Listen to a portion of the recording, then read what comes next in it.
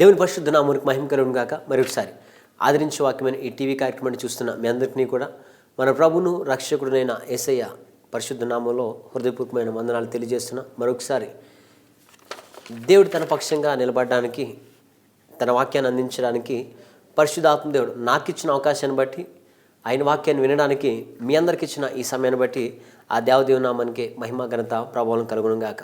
గత దినాల్లో మనం వెళ్తున్న ప్రతి అనుభవం నుంచి కూడా మనకు తోడుగా ఉండి 2016 సంవత్సరంలో ఈ రోజు వరకు కూడా మనల్ని సజీవంగా కాపాడి భద్రపరిచిన ఆ యేసే నామమును ఎల్లప్పుడూ కూడా స్తుతికి మహిమ ఘనత ఆయన నామమునికే కలుగును గాక.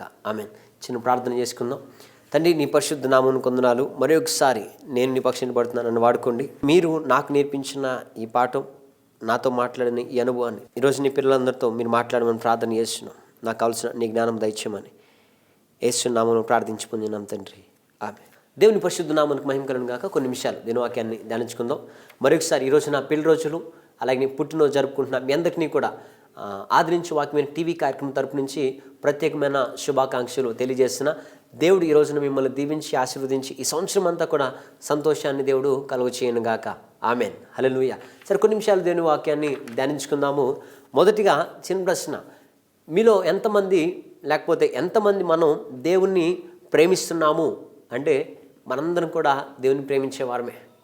ఎంతమంది క్రైస్తవులు అంటే బైబిల్ పట్టుకున్న వాళ్ళందరూ కూడా క్రైస్తవులే. ఎప్పటి నుంచి క్రైస్తవులు అంటే అప్పుడెప్పుడో తాత ముత్తాతల నుంచి మేము క్రైస్తవులమే.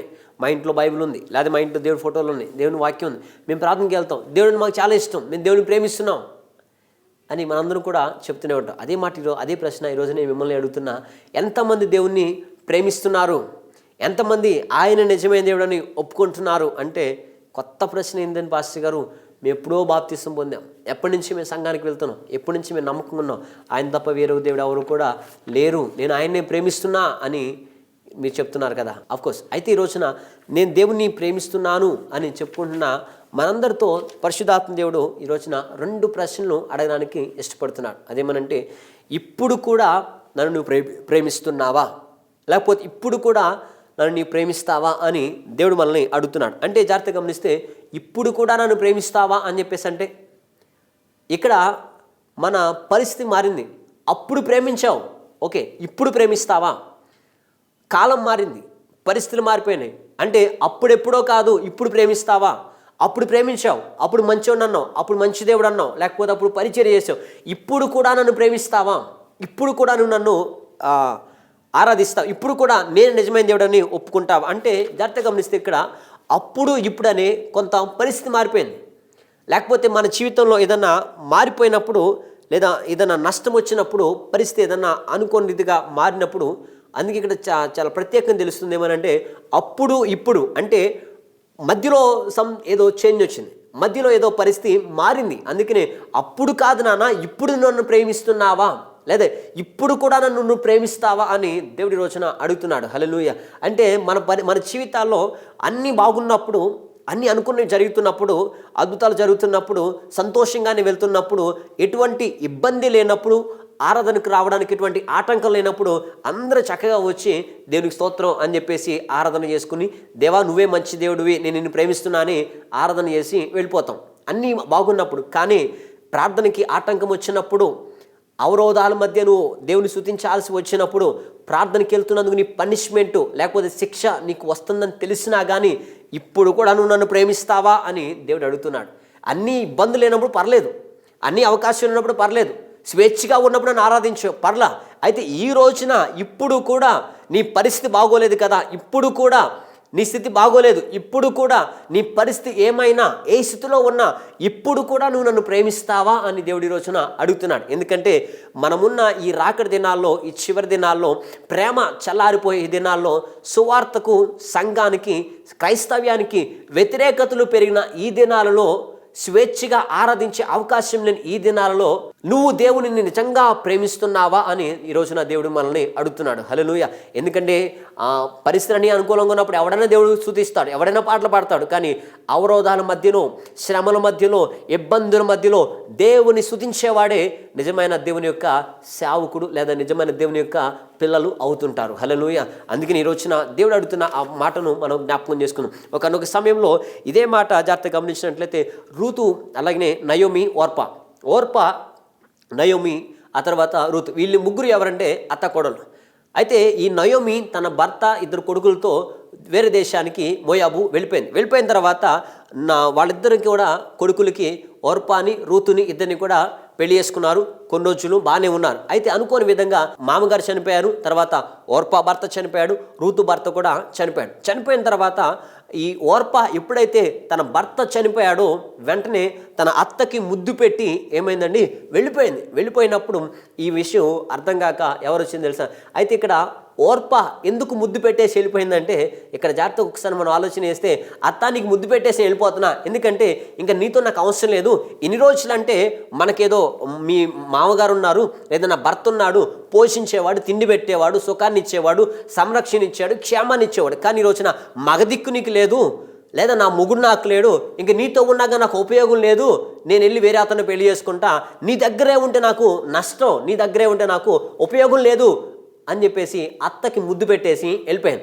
కానీ రూతు అయితే ఏం చేసింది తెలుసా అండి, అత్త నువ్వు కూడా వెళ్ళిపోమ్మా, ఎందుకంటే నా దగ్గర ఇప్పుడు ఏం లేదు కదా, నా దగ్గర తినడానికి ఏం లేదు, లేదా మగ సంతానం లేదు, మగ దిక్కు లేదు, క్షేమం లేదు, సంరక్షణ లేదు, ఏమీ లేదు కదా, నువ్వు కూడా ముద్దు పెట్టేసి వెళ్ళిపో అంటే, రూతు అయితే ఓర్పాలకు ముద్దు పెట్టేసి వెళ్ళిపోలేదు. కానీ ఒక మాట చెప్పింది, అత్త నువ్వు ఎక్కడికి వెళ్తే నేను అక్కడే ఉంటా, నువ్వేది తింటే అదే నేను తింటా, నువ్వెక్కడ చచ్చిపోతావో అక్కడే నేను చచ్చిపోతా, నీ జనమే నా జనము, నీ దేవుడే నా దేవుడు, నేను నీతోనే ఉంటా అని చెప్పేసింది. ఈ మాట రూతుకి, నయోమికి ఈ మాట అర్థం కాల. ఎందుకంటే అత్త ఒకప్పుడు బాగున్నప్పుడు నేను నీ దగ్గర తిన్నా, ఒకప్పుడు నువ్వెవరో తెలియనప్పుడు నీ దగ్గర వచ్చి నేను తిన్నాను, నీ కొడుకు నేను చేసుకున్నా, ఈ రోజున కొడుకు చనిపోయాడు కదా అని, లేదా మామగారు చనిపోయారు కదా అని నేను ఈ రోజున వదిలిపెట్టేసి వెళ్ళిపోను.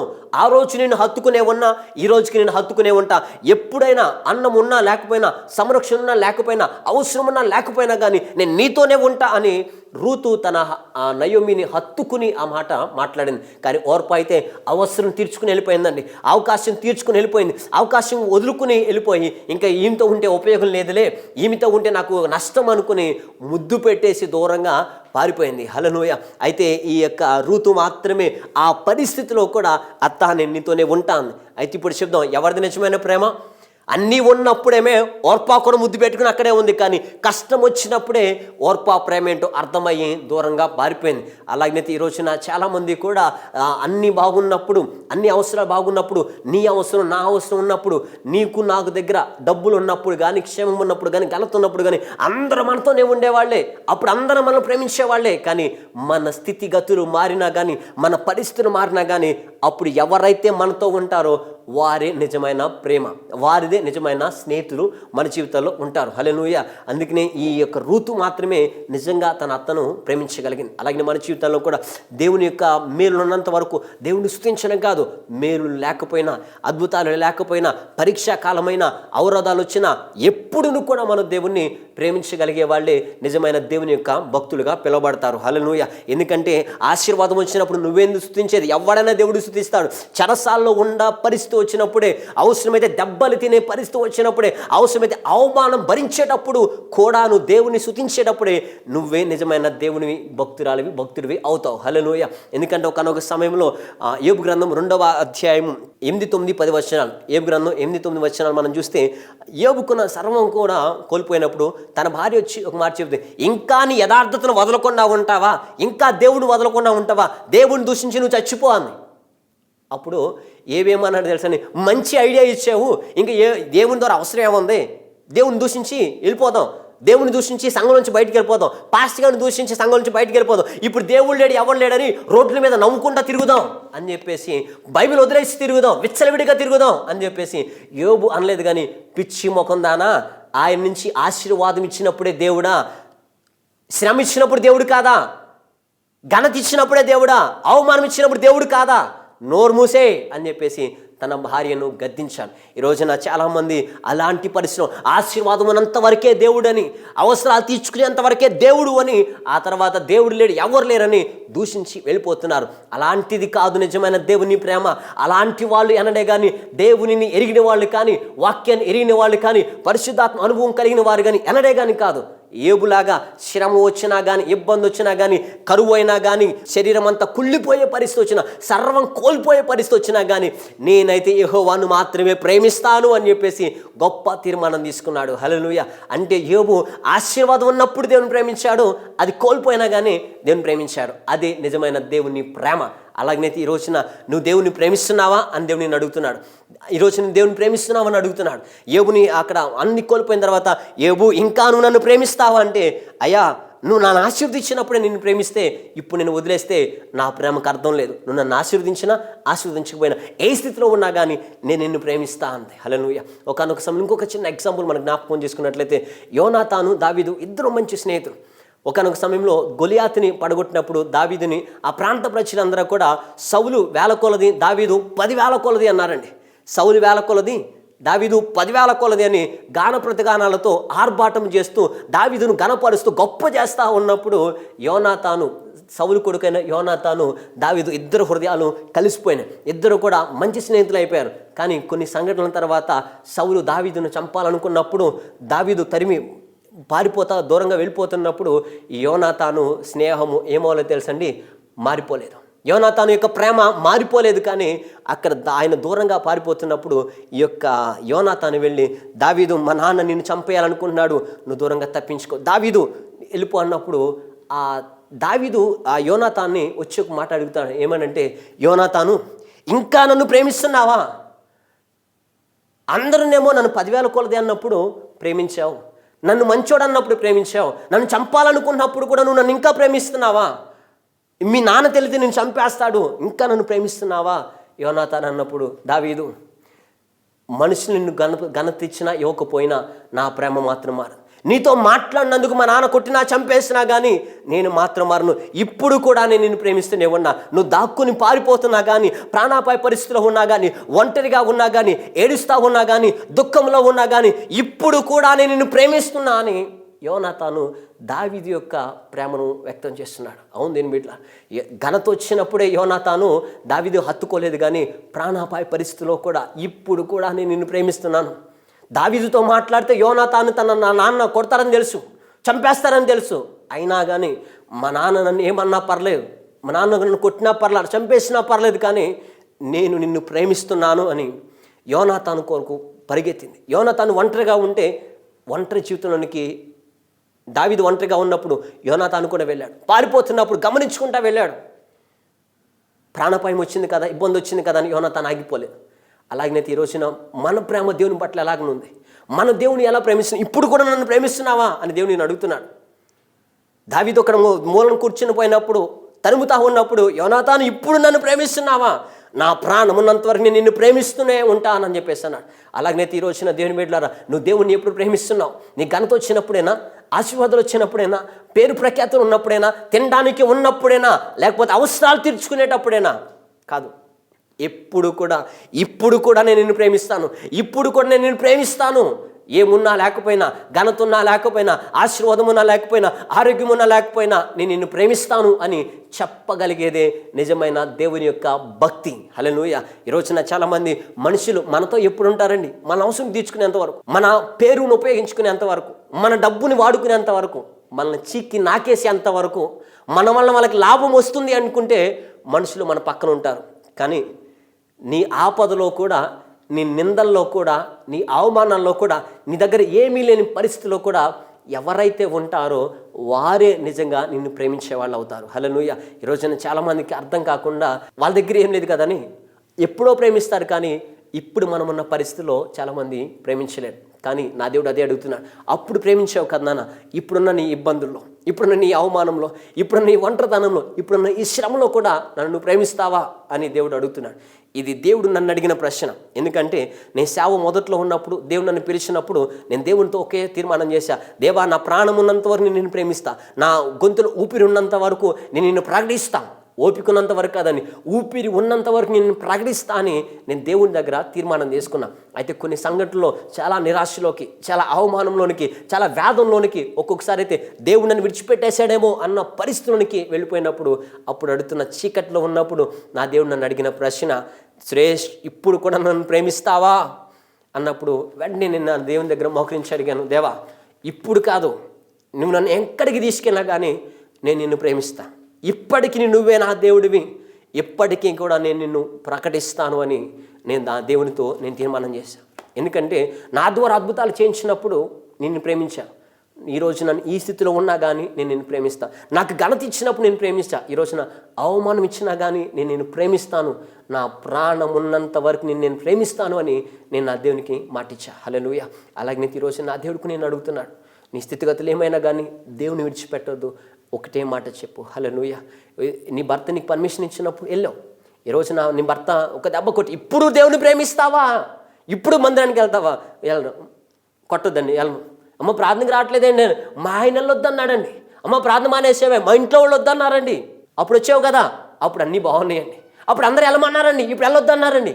అంటే అప్పుడు దేవుని ప్రేమించావు, ఇప్పుడు దేవుని ప్రేమించావా? అప్పుడు అన్ని అవకాశాలు బాగున్నాయి, వెళ్ళావు. ఇప్పుడు పీక మీద కత్తి పెడితే దేవుడు కాదా? నీ భక్తి నీకే. ఎందుకంటే చివరి దినాల్లో ఉన్నాం.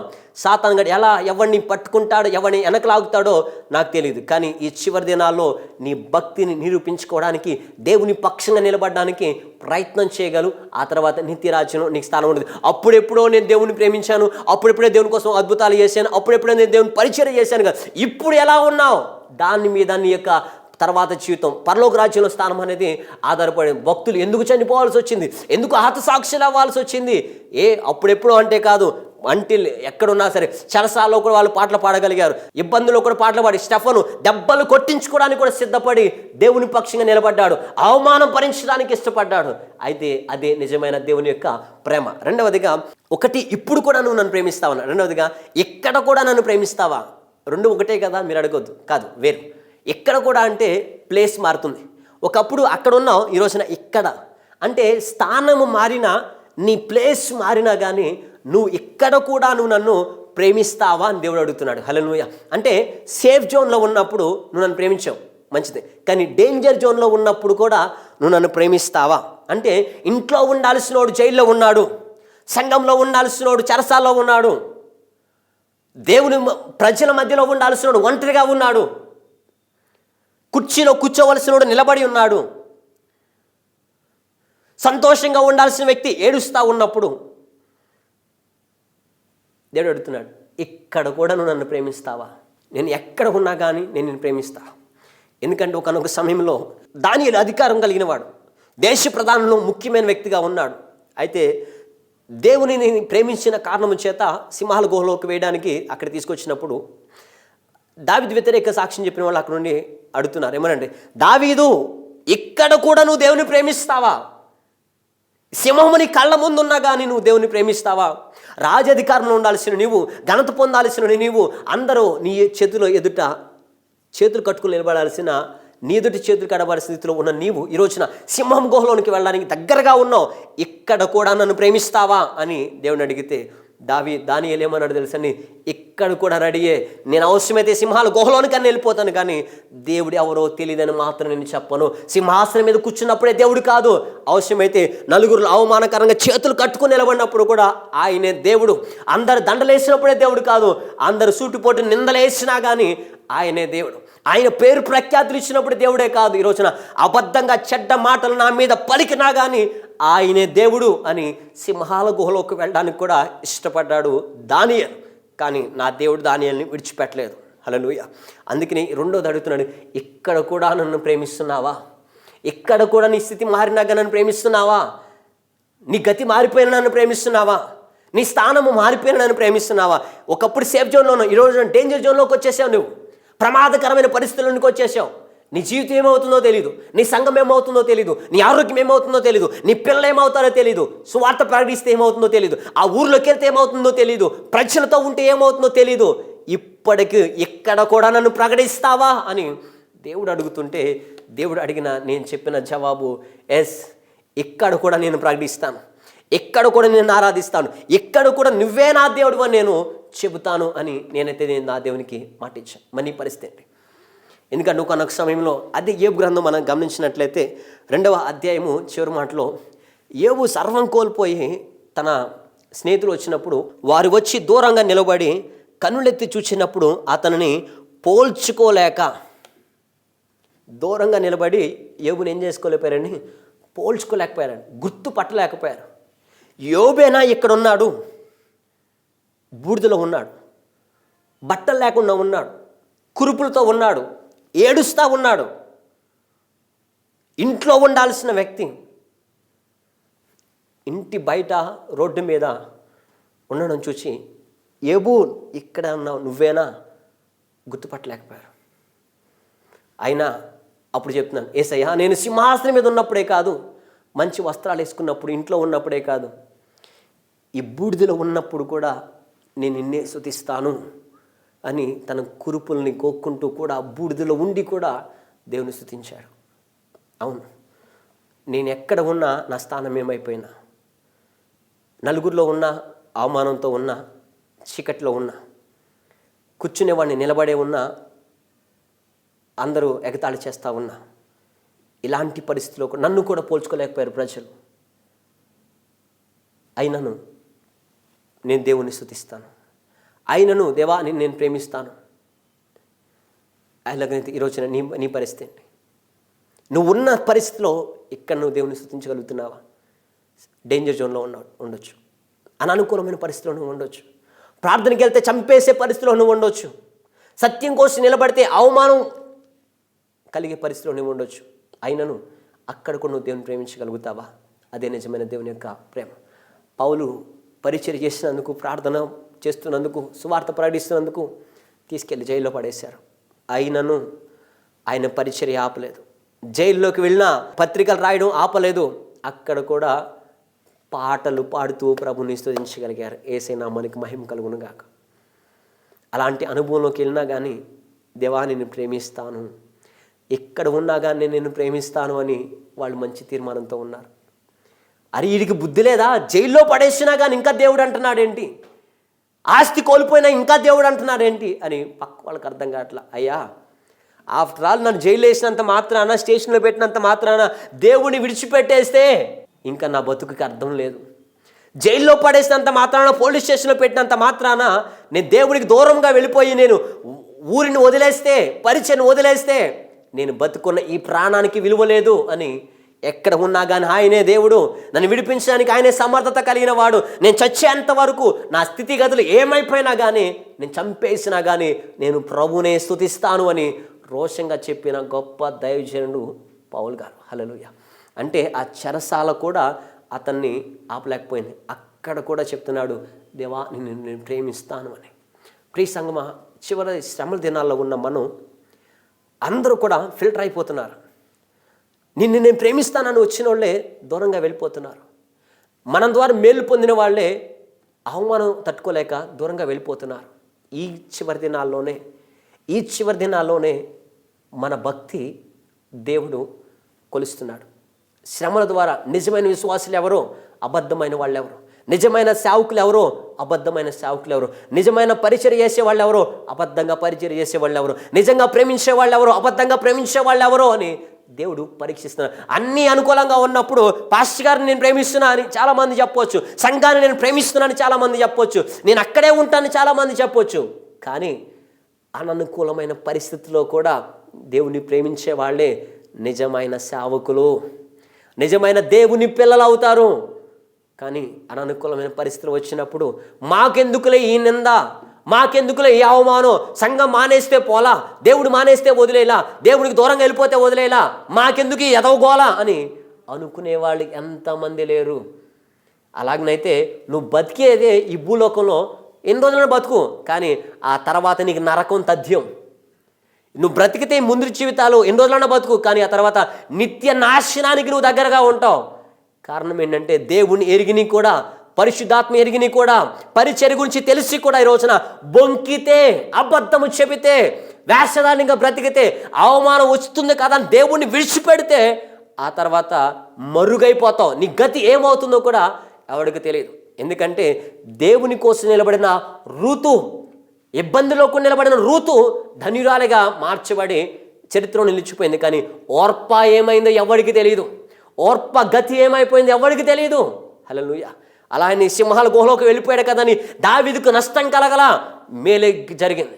జైల్లోకి వెళ్ళిన దేవుడిని స్తుతించినందుకు పౌలు గారికి నష్టం జరగల, దేవునికి అది మంచిగా జరిగింది. అన్ని కోల్పోయిన బూడిదలో కూర్చున్నా, నష్టం వచ్చినా, పోల్చుకోలేకపోయినా, సర్వం కోల్పోయినా కానీ దేవుని స్తుతించినందుకు యోబుకి నష్టం కలగల, రెండింతల ఆశీర్వాదం కలిగింది. హల్లెలూయా. అందుకే ఈ రోజున నా స్థితి ఏమైనా, నా గతి ఏమైనా, నీ స్థితి ఏమైనా, నీ గతి ఏమైనా, నువ్వు ఎక్కడ ఉన్నా, ఎప్పుడు ఉన్నా, అవమానంలో ఉన్నా, నిందల్లో ఉన్నా, హేళనలో ఉన్నా, అపహాస్యం చేస్తూ ఉన్నా, శత్రువు నిన్ను బట్టి నవ్వుతా ఉన్నా కానీ దేవుని స్తుతించు. రేపటి రోజున నీ ముఖంలో నా దేవుడు నవ్వివ్వబోతున్నాడు. రేపటి రోజున నీ జీవితాన్ని అనేక మందికి ఆశీర్వాదకరంగా మార్చబోతున్నాడు. దేవుడు నీ పక్షంగా పని చేయబోతున్నాడు. హల్లెలూయా. ఎందుకంటే సింహంలో గుహలోకి వెళ్ళిన తర్వాత నా దేవుడు చూస్తా ఊరుకోలేదు, కానీ దావీదు యొక్క విశ్వాసాన్ని పరీక్షించాడు. వెళ్ళేసరికి సింహాల నోరును మూసేశాడు. హల్లెలూయా. అలాగనైతే నీవు నేను వెళ్దాం, పరిస్థితి ఎంతవరకు వెళ్తే అంతవరకు నిలబడదాం, కానీ ఏ అపాయము నీ వరకు నా వరకు రాకుండా ఆ పరిశుద్ధాత్మ దేవుడు కాపాడి దేవుని పక్షంగా నిలబడి ఎక్కడైనా ఎప్పుడైనా ఏ స్థితిలో ఉన్నా దేవాని నిన్ను ప్రేమిస్తున్నా అని విశ్వాసంతో చెప్పిన నిన్ను నన్ను ఏ అపాయమే కానీ రాకుండా శత్రువు చేతిలోంచి నిన్ను నన్ను విడిపించి శత్రువులకు నా దేవుడు ప్రతిఫలాన్ని కలుగు చేయనుగాక. ఆమేన్. చిన్న ప్రార్థన చేద్దాం.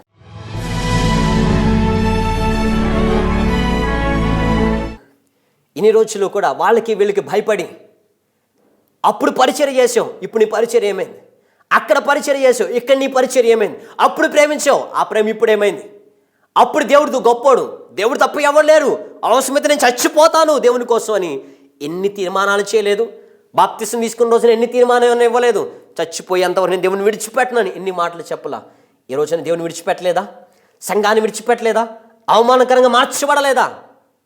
ఒక్క తీర్మానం చేసింది, దేవా నన్ను క్షమించు, నాకు ఒక అవకాశం ఇవ్వండి, నాకు ఒక అవకాశం ఇవ్వండి, నేను నీకోసం బ్రతుకుతా, నా ప్రార్థనలు క్షమించండి, నేను తెలిసి తప్పులు చేశా, నన్ను క్షమించండి, నేను ఇక మీదట నిన్ను స్తుతిస్తాను, నిన్ను విడిచిపెట్టను, నీ దూరంగా నేను వెళ్ళను అని చిన్న ప్రార్థన చేద్దాం. తండ్రి, నీ పరిశుద్ధ నామానికి వందనాలు. మరొకసారి మీరు మమ్మల్ని అడుగుతున్న రీతిగా మేము ఎక్కడ ఉన్నా, మా స్థానం ఏమైనా, ఎప్పుడైనా నిన్నే ప్రేమిస్తున్నాం అన్న వారందరి జీవితాల్లో మీరు గొప్ప మేలు చేయండి.